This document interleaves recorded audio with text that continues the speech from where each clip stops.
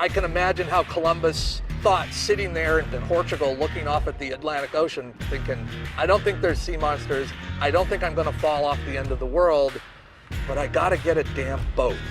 Mavericks is a nonprofit organization that's really working to enable others to actually build and operate vehicles into space. Well, the mission of our group is to build rockets that have a purpose we wanted it to have. A mission in the sense of payloads and also getting as high as we could with the fuel that we were burning. So when Mavericks goes out to conduct a mission, we also have a lot of people that are flying science missions on board, sometimes called payloads. This is something that we came up with, we call the Payload Management Unit. SolidWorks has been instrumental in the design work on this. Of course, we do some finite element analysis to make sure that it'll survive, because when one of these rockets takes off, it's under pretty high loading. This is what the experiment would have to fit into. Getting a half a dozen teams together into one vehicle gets to be a logistical nightmare. So having a standard packaging system that they can just drop their experiment into and have it all in the same vehicle is really important.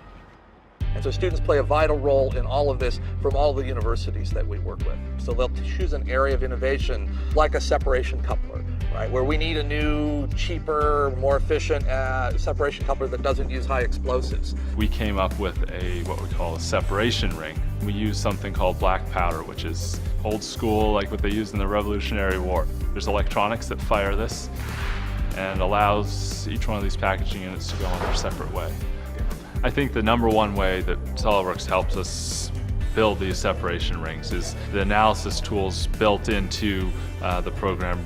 You can do the FEA and see the stress results, and then you can go back and tweak it and go back and forth, and that's pretty quick and seamless.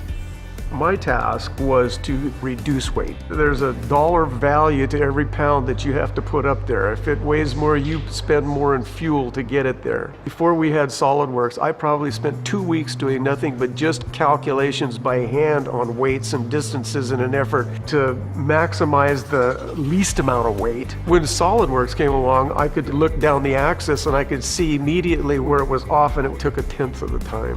If you have the ability to stand on the shoulders of others, their innovations drive your innovations, which accelerates and reduces costs and increases availability for everybody. We've got a similar concept we call open source rocketry, which is to try to create a reference platform in an open source repository that people can then pick out pieces and innovate on them and then contribute back that others can then benefit from.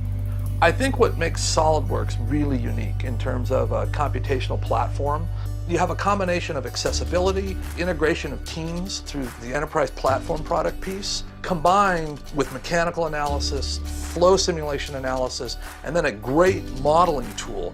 When you put that all together, I think it puts SolidWorks in a completely different category than in any other computer design package that's out there, and that's what really enables us to do what we do, and is what's going to enable what we do to enable others to do even more. Lots of people often ask the question, well, why bother with all this space stuff? But it's really tied to our destinies. And I think the exploration side is what makes space really important, because it's the last frontier. People naturally need to know what it is. Space transportation and space travel is the gateway to that unknown and to that knowledge and knowing about our purpose and how we're tied into the bigger picture of the universe.